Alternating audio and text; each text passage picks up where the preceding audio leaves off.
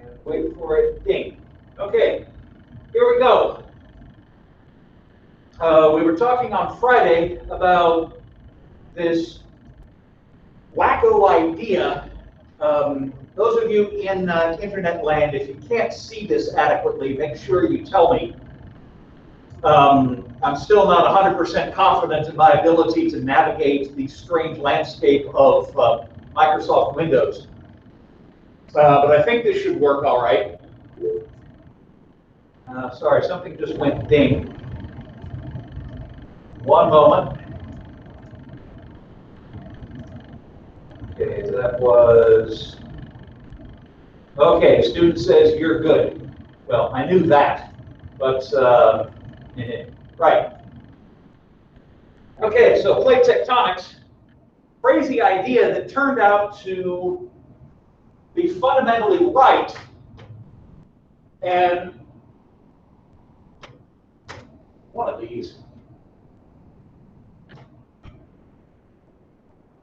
and radically reshape our concepts of how earth science works. First proposed back in the early 20th century.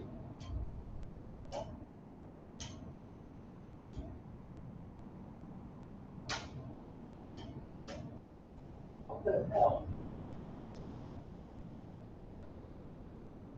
Sorry, I think we've got a broken light switch in the lecture hall. Oh, maybe it's this. There we go. All right, can you lecture hall people see adequately? Okay. Sorry about the delays. Turned out that it was basically right thanks to a great deal of data being gathered beginning in the 1950s about what's really on the bottom of the sea floor. It turns out that both continental and ocean crust are divided up into plates called tectonic plates that float on a layer of very hot, solid, but gooey over very long time scales, rock called the asthenosphere. Incidentally, what drives the whole thing is still under discussion, but it's thought to have something to do with very slow convection movement in the asthenosphere. There's evidence that Mars used to have plate tectonics, but doesn't anymore because it seems to have lost its internal heat, probably mostly just because it's smaller. But the Earth still has internal heat, as you know if you've seen a volcano, and plate tectonics is likely to keep going for quite some time.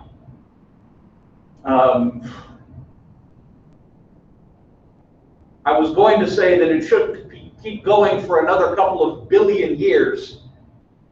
Based on how 2020 is going, I can't guarantee that it won't shut down sometime in October, because nothing would surprise me anymore, but it's supposed to keep going.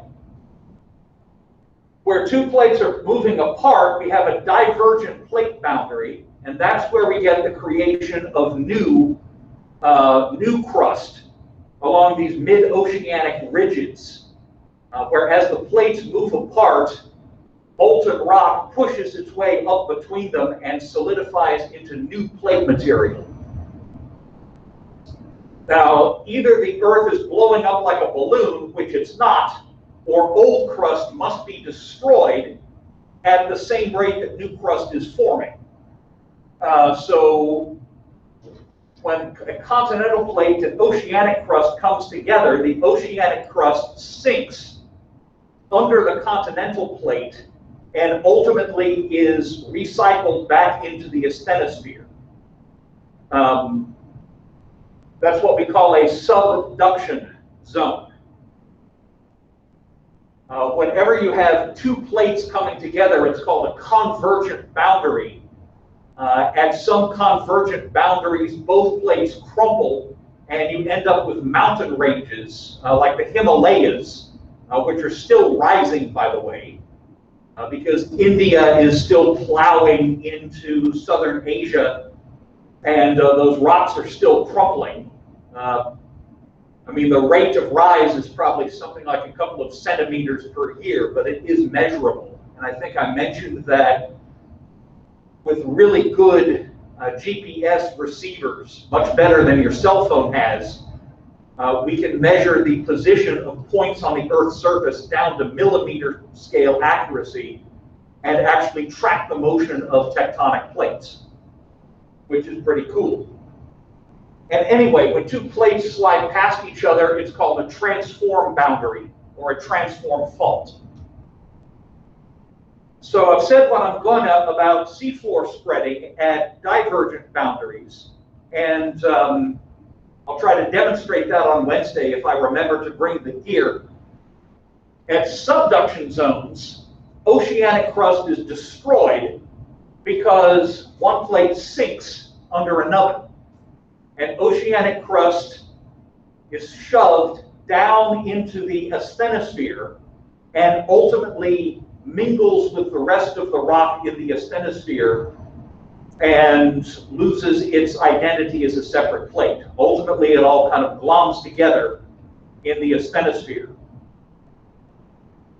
Of course, the asthenosphere is where the molten rock comes from to make new plates.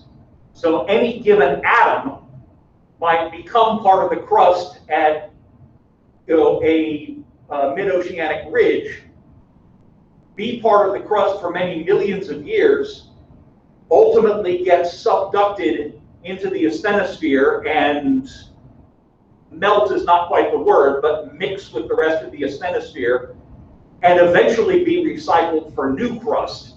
I mean, that cycle might take billions of years, but it does in fact happen. And you can tell a subduction zone because this is where you get trenches. The deepest parts of the ocean are the trenches that you find at subduction zones. And parallel to these trenches, you have structures called volcanic arcs. Often, although as we'll see, not always, volcanic arcs happen to be in the ocean and they form chains of islands.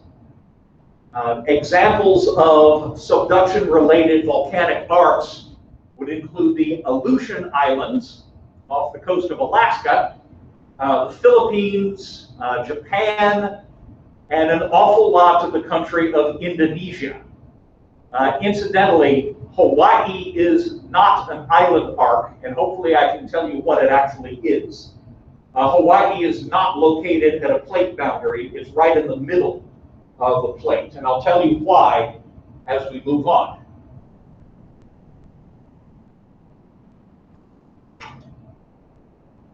This is what one looks like in cross-section. The plate on the left is moving from left to right. As the plate on the left sinks below the plate on the right, first of all, a bunch of sediment, sand and mud and things like that that have built up on the old plate gets scraped off and smooshed onto the upper plate. This is actually what you see in California. The bedrock that San Francisco, for example, is built on is ancient deep sea sediment that used to sit on top of a plate that has now almost completely disappeared called the Farallon plate, which has by now almost completely been shoved under the North American plate. But the stuff that was on there got scraped off the Farallon plate and glommed onto the North American plate. And I actually knew someone when I was a grad student who was looking for fossils in the scraped off sediments that got glued onto North America and now is the bedrock of San Francisco. It wasn't easy. Those sediments had been smushed pretty badly, but she was finding some. Right. As the plate sinks into the asthenosphere, first of all, along where it's sinking, you get a trench. And you'll see what one of those looks like in a minute. As it keeps going down, it starts melting. And wet rock actually has a lower melting point than dry rock. And because this crust that's sinking into the asthenosphere has been under the ocean for millions of years, it's actually absorbed quite a bit of water. You might not think of rock as being capable of absorbing water, but some rocks can. There's also water that trickles in along the surface of the plate. And so once you get down to, I think, about 70 kilometers, that plate starts melting, and you get a big reservoir of liquid rock, that liquid coming from the melting plate, and that reservoir starts rising and punches its way through the crust. And so you get a chain of volcanoes parallel to the trench. That's how you can tell a subduction zone. You have a trench, and parallel to the trench, you have a chain of volcanoes. This is cool. Earthquake waves, seismic waves, shock waves traveling through the crust travel faster in cold rock than they do in hot rock. The upshot is that if you have a whole bunch of seismometers, gizmos that record seismic waves, right, the kind of things that we use to measure earthquake intensity, right? You know, the thing in the disaster movie where the needle starts going, and right as it does that, the news reports start coming in that Los Angeles has collapsed into the ocean, right? Had to be some movie where that happened. Anyway, because we can measure the intensity of those waves, and we can time them very accurately, and because we know that the travel speed is affected by temperature, you can take all this data and crunch it and give yourself a three-dimensional picture of what's going on under the crust. It's like doing ultrasound on the Earth. And this is a picture based on data from seismic waves of what you would see if you could cut a slice through a subduction zone, right? Like the Earth was a cake or something like that. And the blue area right there, that's the edge of the Pacific plate. And you can see it, it actually gets pushed down 700 kilometers into the asthenosphere, which mostly looks green. Way down here at the bottom, there's a bunch of black circles. Those are earthquake foci, places where earthquake energy is getting released. There's a lot of earthquake activity on subduction zones. Many of the big killers, like the Alaska Good Friday earthquake, the one that hit Haiti several years ago, the ones that have hit New Zealand and Chile, places like that, they're on subduction zones. A lot of the rim of the Pacific Ocean is one subduction zone after another, which is part of the reason why it's called the Ring of Fire. It's not a tribute to Johnny Cash. Right. So you can see the edge of the colder plate getting shoved down into the warmer asthenosphere, and as it warms, it melts, and you can see these plumes of very hot rock rising and ultimately fueling the volcanoes of places like Tonga and Fiji. So this is based on actual data. This is as close as we can get to what you would actually see if you could take, you know, God's own tape server and slice right through the crust. So here's what one looks like on the surface. This is southern Alaska up here. Land is all in blue. Anchorage, Alaska is up here at the top right of the picture. Over at the far left, that's part of Russia. You're seeing part of the Kamchatka Peninsula. So you really can see Russia from Alaska. Actually, mostly you can't, but there is one place where American and Russian territory are roughly, I think, about 10 miles from each other. It's a couple of little islands called the Diomedes, but you can't see them on this map. Anyhow, so the Alaskan mainland is right here, and running from the top right around across most of this map, you have a chain. First of all, this is the Katmai Peninsula, and then a whole bunch of islands, and they're all potentially active. I can't remember when the last big eruption was, but every couple of years there's a pretty good-sized volcano that goes off in these islands, the Aleutian Islands. It may not even make the news because very few people live on most of these. There's a couple that have had to have been evacuated, but it's a pretty remote part of the world. Although one of these islands has a little town called Dutch Harbor, which is the home port to the fishing fleet in the reality series The Deadliest Catch, if you've ever seen that. They're working out from, I think it's there, that's Dutch Harbor. Anyway, so you have a chain of active volcanoes. They're all potentially active. They periodically do, in fact, erupt. And they're there because the Pacific Plate is relatively moving southeast to northwest. And it's sinking under the North American plate.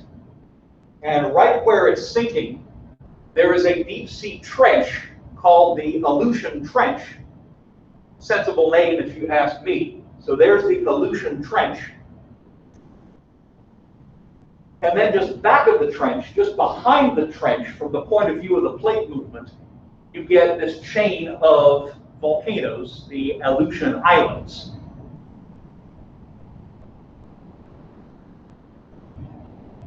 Hopefully none of you are thinking that I'm making this up and it's all an illusion. That was a joke. I'm envisioning everybody on the internet laughing uproariously at that. Now, incidentally, there are places where volcanoes associated with subduction don't form islands, but they come out on land. Anybody recognize this volcano? You guys ever seen this volcano before? Yeses? Okay, this picture was actually taken in 1980. Hey, Dr. Wagner. Yes. Sorry to interrupt. Your thing started to, or stopped sharing. You did? So we can't see the slides. Oh, yeah. Okay, hang on.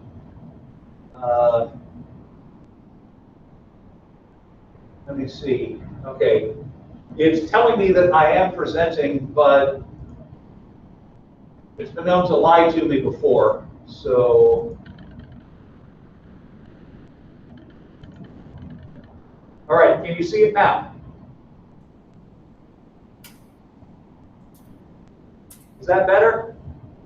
I don't see it. Anybody else? Is everyone having this problem?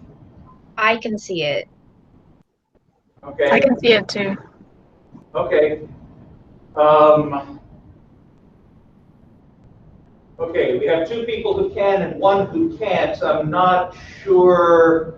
Mine just loaded. It was lagging, so it's fine now. All right, okay. Okay, yeah, it was, I've had that problem in classes before that sometimes there's just a lot of lag for the slides to make it over. I don't think there's much I can do about that, but I will try to go slowly and not get caught up with a dizzying panoply of slides. Right. This went off in 1980 when I was 10. It was big news. This is Mount St. Helens in southern Washington state. It was the first volcano to go off in the 48 states since, I believe, 1913. And it mercifully didn't, I think 40-some people died. And the number was pretty low because it was in a pretty remote area. There weren't that many people living there, but certainly it spread volcanic ash all over the place. And, well, let me show you why this is a matter of some concern. There's a small plate off the Pacific Northwest called the Juan de Fuca plate. He was an early Spanish explorer who discovered Puget Sound, which is where the city of Seattle now stands. And it's a small plate that's sinking under the North American plate. So there's a trench just off the coast from Northern California all the way up to Vancouver Island in Canada. There's Canadian territory up at the very top, and then we have the states of Washington, Oregon, and Northern California there. And so there's a trench from Cape Mendocino, California, running up to Vancouver Island in Canada. And where that Juan de Fuca plate is sinking under North America, there's a chain of volcanoes. In this case, they're not forming islands. They are punching their way through the continental crust and forming volcanoes on the mainland. So we get everything from Mount Garibaldi in Canada to Mount Baker and Glacier Peak in Washington, Mount Rainier, you can see where Mount St. Helens is, all the way down. Mazama is the volcano that has Crater Lake at the top, all the way down to Mount Shasta and Lassen Peak, which was the volcano that erupted in 1913. All of these are potentially active. They're not all erupting simultaneously, but they have not gone extinct. And this is the kind of thing that worries city planners, because Mount Rainier is uphill from the Seattle-Tacoma metro area. And if Rainier goes off, the risk is going to be it's going to put out huge amounts of ash. The ash is going to mingle with the huge amounts of snow on top of Mount Rainier that have just melted because, my God, there's a volcano under them. And you're going to see at Rainier what we've seen in other major eruptions, which is avalanches of ash mixed with water. Imagine a blob of cement, maybe 10 to 20 feet high, rolling down a mountainside reaching a speed of 50 miles an hour, headed right for your suburb.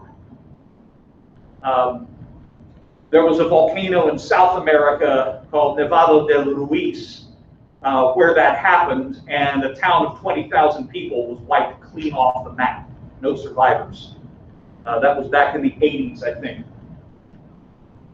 Anyway, so all of these, and Mount Hood, by the way, is close to Portland, so there could be some pretty severe consequences if Hood ever goes off.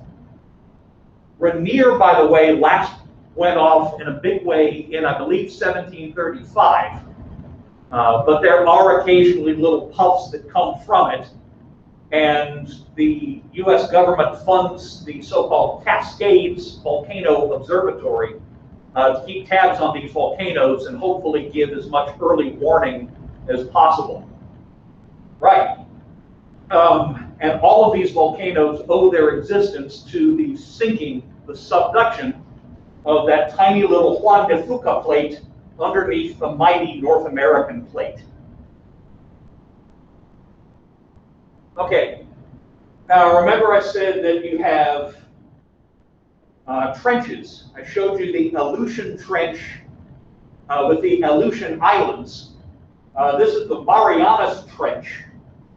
There's Japan up there. The Marianas Trench is this semicircular thing right here. The volcanic arc associated with it is the Northern Marianas Islands. And to the south here, at the south end of the Marianas Islands, is the island of Guam, which you might have heard of because it is a US possession, and we've got a big military base on Guam. And just off of Guam, this particular part of the Marianas Trench is the very deepest part of the ocean, Challenger Deep, going down over 36,000 feet. and it's right there.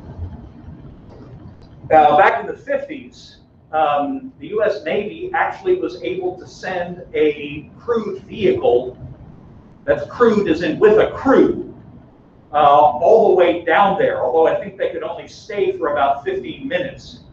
It was a specially built vessel called the Bathyscaphe. It was the U.S. Navy's USNS Trieste was its name. There is life down there, by the way. They saw what they thought were fish and crustaceans and things. There's life in Challenger. Most recently, James Cameron custom built a vehicle called the Deep Sea Challenger to go down there. He has gone down there and he has taken a look. Last I looked, I don't think there was any available footage. I assume because he's waiting to edit it into a 2-hour blockbuster with some handsome guy dying horribly, and I'm sure there'll be naked girls in a necklace or something like that, and everyone's heart will go on. Anyway, so it has been possible to go down all the way. We still don't know an awful lot of what's out there, but I'll talk more about life in the very deepest parts of the ocean later on, a few weeks from now. And now I have just earwormed myself. I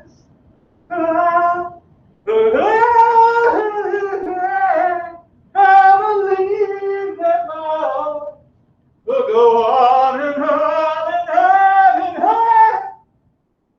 Sorry, I don't know what came over me there. Okay. So that's what happens where plates are coming together. Either they both crumple up and you get a big mountain belt, or one sinks under the other and you get a subduction zone. The third possibility is that plate boundaries can move side to side past each other. And where that happens, we have a transform boundary. At these tectonic plate boundaries, plates are moving sideways with respect to each other, creating a boundary called a transform fault. And transform faults always connect either two mid-oceanic ridges or two subduction zones or a rift and a zone. There's not many of these that you can easily observe. But if you look at this model, this is the land up at the top right of the picture. That's Mexico. You can just see a little bit of the Gulf of Mexico at the very top right. And then like Acapulco is down there. And some of that might be just a little bit of Guatemala, I'm not sure. But yeah, that's the Pacific coast of Mexico. What you're looking at is the mid-oceanic ridge that connects that separates the Pacific plate, which is to the left, from the Cocos plate and the Nazca plate to the right. And if we color enhance that, the actual mid-oceanic ridge, where seafloor spreading is going on, is shown here in red. And you can see there's a lot of segments to it. And what's joining them together is transform faults, shown in green. They're there ultimately because the Earth is round. At all points, plates are moving apart at the same speed, but because they're curved, you can't have a straight mid-oceanic ridge for very long because of the curvature of the Earth. I could probably come up with a better way to explain that, but it's going to have to wait. Right. There's not that many places where you can see a transform fault on land, but our great nation happens to have one of them. We have some seafloor spreading zones down here this is the Gulf of California. Absolutely magnificent place to visit. I highly recommend it if you ever get the chance, once the virus goes away and we can travel again. This is a beautiful place down here. So you have seafloor spreading in the Gulf of California, and you have some at the south end of the Juan de Fuca Ridge. And connecting the two, you have a very long transform boundary called the San Andreas Fault. And the San Andreas Fault runs from the head of the Gulf of California across Southern California all the way to San Francisco. Just a tiny bit north of San Francisco at a place called Point Reyes is where it finally breaks away from land and runs out into the ocean. The earthquake activity in California, certainly what you hear about because it affects the populated areas, is mostly from activity on the San Andreas Fault. California is not going to actually fall into the ocean. What's happening is that the coastal part of Southern California is on the Pacific plate, and relative to the North American plate, it's slowly getting dragged northwards. So millions of years from now, San Francisco will not be an island, but San Francisco may have joined with Portland, Oregon, which actually sounds about right. Sorry, they've got kind of a similar vibe to them, let's just say. So the coastal Southern California and the Baja California Peninsula are sliding northwards, being dragged that way. And the San Andreas Fault, which actually makes a scar across the landscape that you can see from the air, the San Andreas Fault is the boundary between them.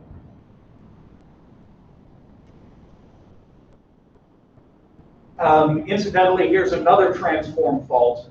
What you're looking at here is the Eastern Mediterranean Sea is up there at the top.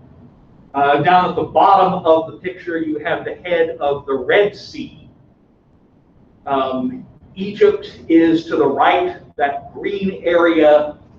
Sorry, Egypt is to the left. That green area to the far left right there, that's actually the Nile River Delta. One of the few fertile areas in the middle of harsh desert is the Nile River Valley, and that's basically Egypt right there. A lot of desert in Egypt, but almost everybody lives in this very narrow ribbon of land along the Nile River. Right. So this is the head of the Red Sea.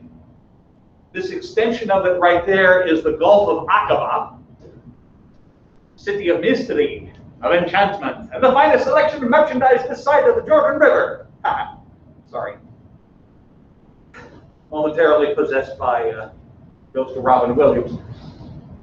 And extending north from the Gulf of Aqaba, there's a long valley right here. It's kind of faint, but at the head of the valley, there's this big dark area right there. That's the Dead Sea, which is the saltiest body of water on Earth and the lowest point in the world. I think it's something like 1,300 feet below sea level. That line continues northwards up here. That's the Jordan River, right? Jordan's river is deep and wide, milk and honey on the other side. It's right there. At the head of the Jordan River is a freshwater lake called Lake Galilee. Right? You might have heard of it. This is where Jesus is said to have walked on water and all of that. And, you know, the disciples were fishermen who were fishing up there. So goes the story. And if we colorize it, land to the east of the fault is getting dragged northwards. And it's also pivoting just a little bit, which is why you have these low spots like the Dead Sea.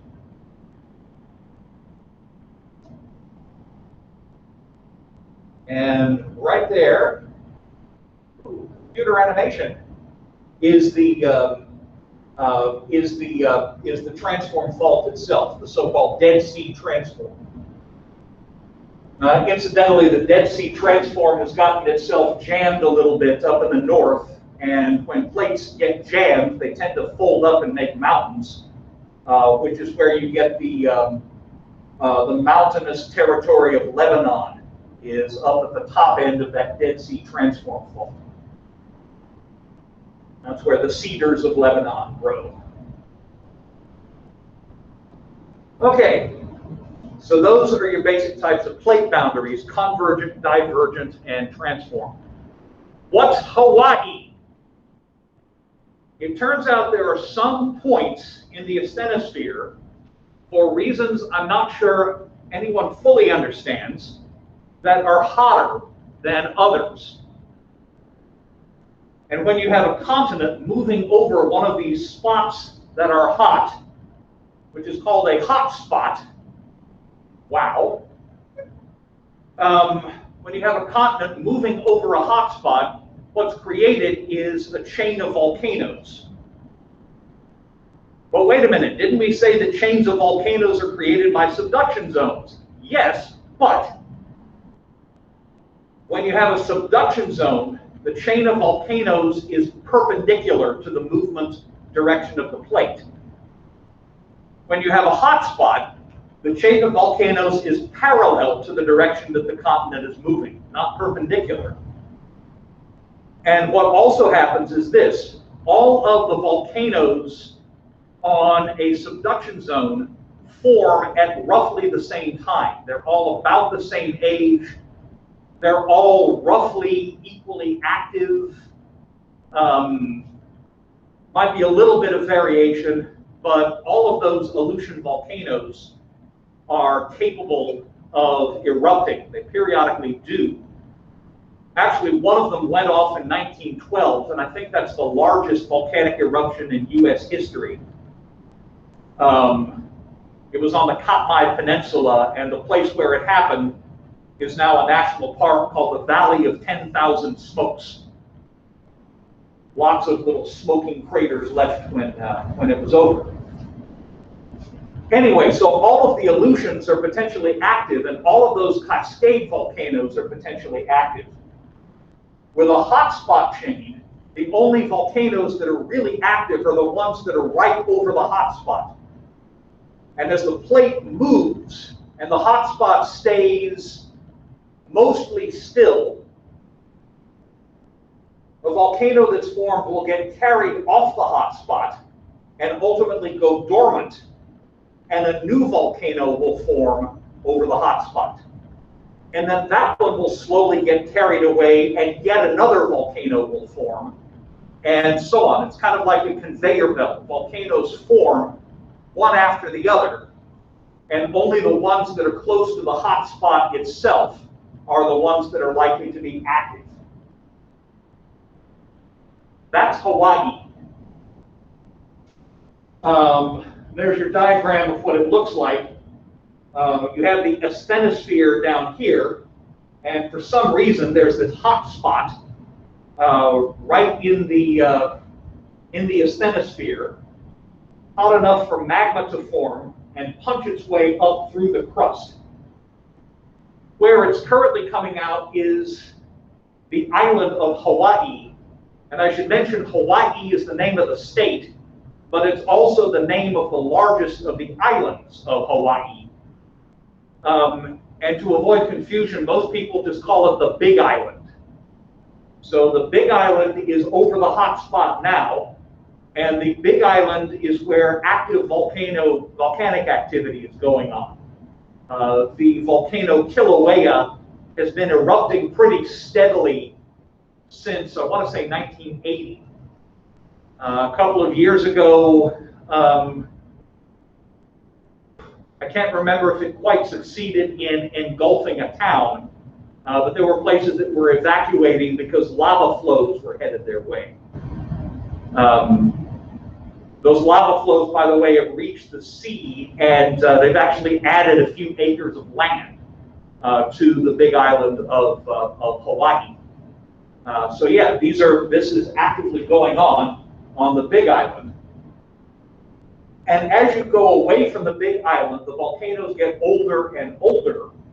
The oldest island that you see, the island of Kauai, was last active something like 3 million years ago. And it is now moved. Kauai was active before the other islands had even formed. And as Kauai moved away from the hotspot, its volcanic activity faded. It's now gone pretty much extinct. And then when Kauai moved off the hotspot, Oahu formed. That's where the capital is, Honolulu. And as Oahu moved off the hotspot, Maui formed. And Maui has now moved off the hotspot, and the Big Island has formed. And the actual state of Hawaii is only this little part down here at the lower right. Okay, that's the only part you can actually easily get to. Like Honolulu is right there. There's the Big Island. But if you go northwest from the state of Hawaii, there's the state of Hawaii. You start finding a whole chain of tiny little islands, most of them barren, most of them not fit for human habitation for very long, going all the way back to Midway Island right there. So-called because it was midway between San Francisco and China. Also the site of a famous battle in World War II. Famous where, I think it was the first naval battle where the fleets didn't actually come in sight of each other. It was all fought by airplanes. And yeah, the US managed to sink, I believe, 4 Japanese fleet carriers right there. It was a great victory, but it could have gone either way. I get scared just thinking about it. Anyway, so that's where that happened. And because, probably, people debate this, but probably because the plate changed direction, that chain continues all the way up nearly to the end of the Aleutians, which are up at the very top of that picture. Past Midway, none of them break the surface, but there's a chain of undersea mountains called the Emperor Seamounts that goes all the way up almost to where the Aleutians run into the Kamchatka Peninsula. And up at the very top, that's another view of the Aleutian Trench and the Aleutian Islands, the corresponding volcanic arm. So all of those, for the past, are volcanoes produced over the past something like 65 million years, where each one was an active volcano. Each one may have been tall enough to break the surface, and then the plate has moved on, and each island has gone dormant and started eroding and gotten smaller and smaller, and when you're up to the Emperor Seamounts, there's nothing left on the surface at all. Right. And because there's several hot spots in the Pacific, this is the South Pacific, and you can see there are several island chains, and they're all parallel to each other. The one at the bottom doesn't look parallel, but that's because you're looking at a flat map of a curved globe.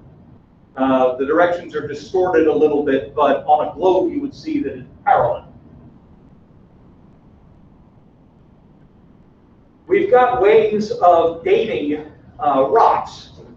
I'm probably not going to have time to explain how it's done. Let's just say that we do it by using naturally occurring radioactive elements.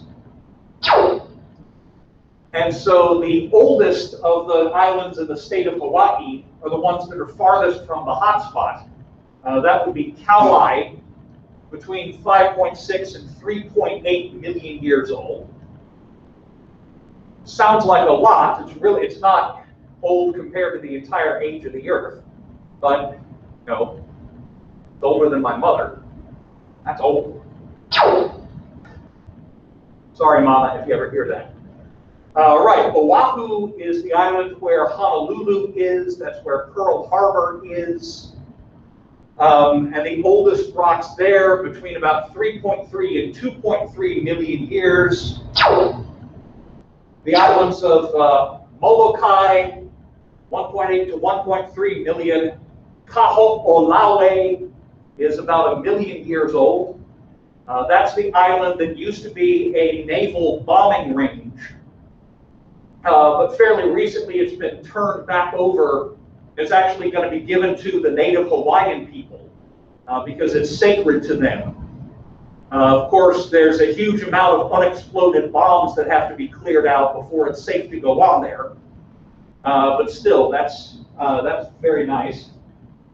The island of Maui, oldest rocks are 1.3 million years. The last recorded eruption in Maui was in the year 1783. And then the Big Island's oldest rocks are about 700,000 years old, and the newest rocks are the ones forming today, or whenever the most recent eruption was, which was probably not very long ago at all. So I'll give you one guess as to where the next island is going to be. Right. Down here, would you say? Down here towards the lower right corner? If so, give yourself a pat on the back, because the newest Hawaiian volcano is actually erupting now. It's erupting under the ocean, and it's going to be probably several thousand years before it finally breaks the surface. The top of the volcano is still over a mile below sea level. You can see it marked right there. There's the Big Island up at the top, and then that star down there is Loihi.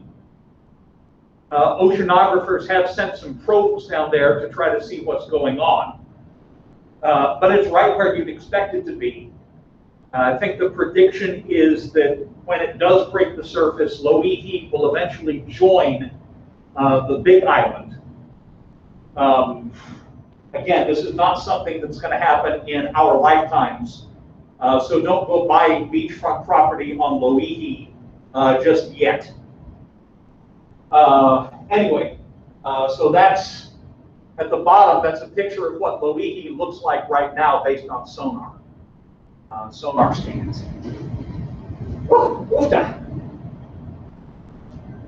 Okay, there's Loihi. So as islands get carried away from the hotspot, volcanic activity ceases, erosion wears the islands away, and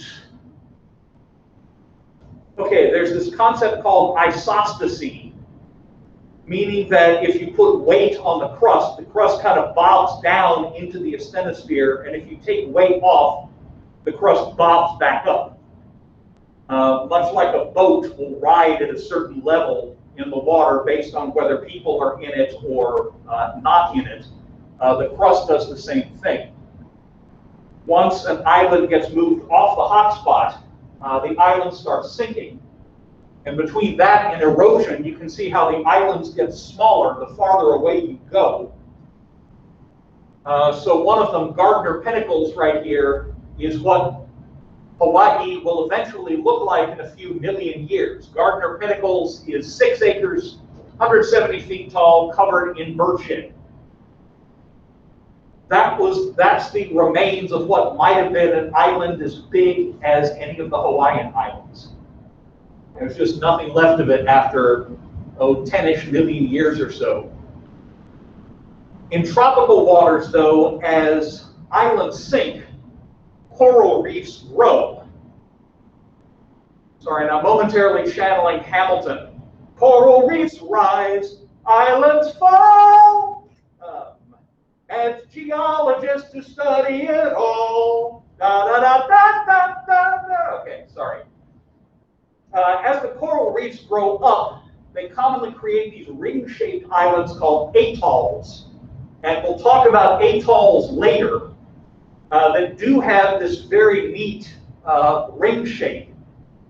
This happens to be Midway Island. You can see on the small amount of land the airstrips. This was a U.S. military base before, during, and for a long time after World War II. Although the military is not there anymore. It's been turned over to, I think, the National Park Service. But surrounding it, you can see that ring of coral reefs. That's a coral atoll. And again, we'll talk about atolls later. Once one of those islands moves out of the zone where coral reefs can grow, it may be eroded completely and sink under the surface, and it may survive for a long time has a flat-topped undersea mountain called a Guyot, named after Arnold Guyot, who was a 19th century professor at Princeton University who discovered these things.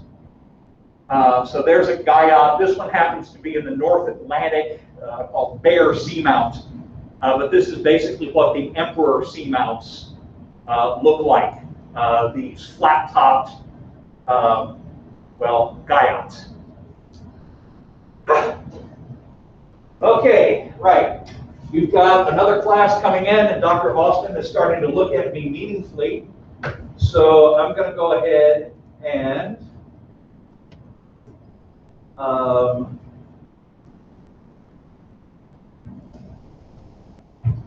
shut down the recording, and I'll see you folks on Wednesday.